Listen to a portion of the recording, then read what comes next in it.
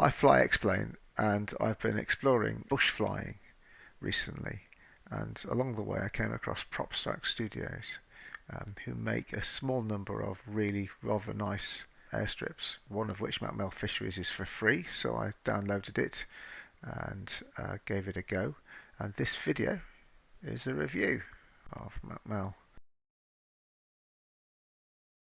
Now, I had a look on OpenStreetMap, and you can see not far away from Machmell Fisheries is this little airstrip called Owakino Airstrip, and that appeared on Little Nav Map as well, so I figured that that would be a good starting point for a short flight, which will give me the opportunity to do my first review flight with a sort of video of X-plane. Now, unfortunately, Owakino Airstrip didn't exist, so I had to make that first. And if anyone watches this video, I might make a video about the making of Owakino Airstrip as well, and make it available for other people to try.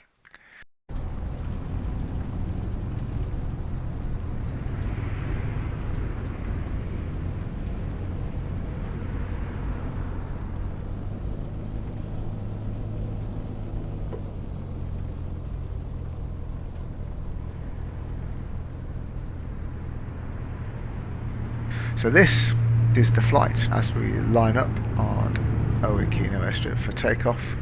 I would just like to observe that it has taken me a little while to get the hang of taking off with the Super Cub on X-plane 12 in a straight line.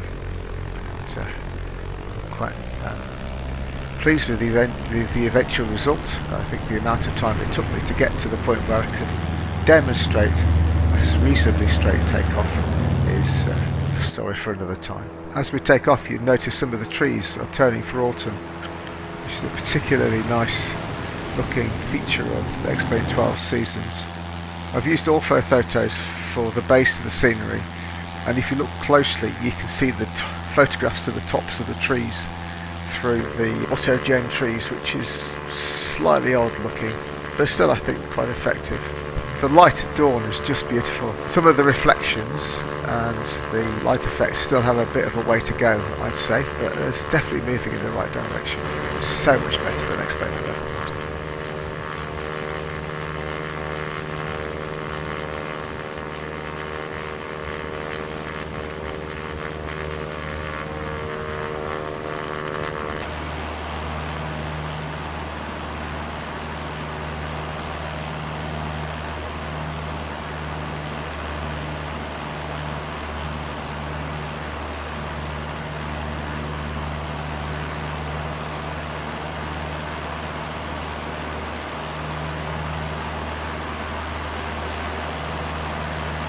The strip is just ahead of us, and the first challenge is finding it. As you can see, it's quite a hairy approach. It's basically just a strip cut out of the forest.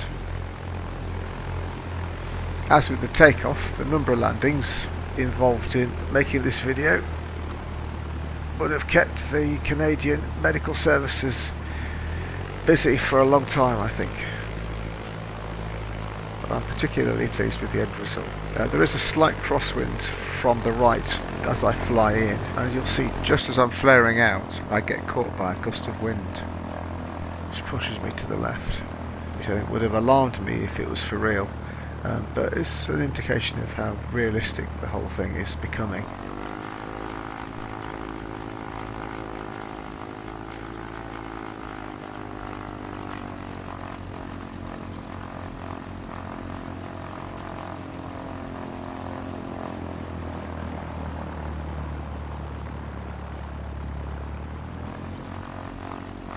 Below us you can see that grassy area with the logs, which is, I think, the abandoned campsite.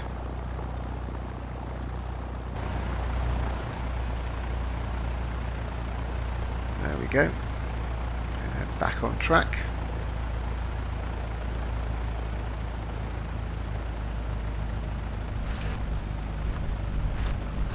Go for a reasonable three-pointer. Now, it does have to be said that this scenery is made for X-plane 11, so if you look carefully you will see two-dimensional trees. However, I think it captures the challenges and raw beauty of flying in this sort of landscape really well. I particularly like the natural clutter. You can see the trees and logs and plants on the side of the airstrip, which are recreated with painstaking care. Even here you can see the flowers have been painted in to give a really realistic backdrop.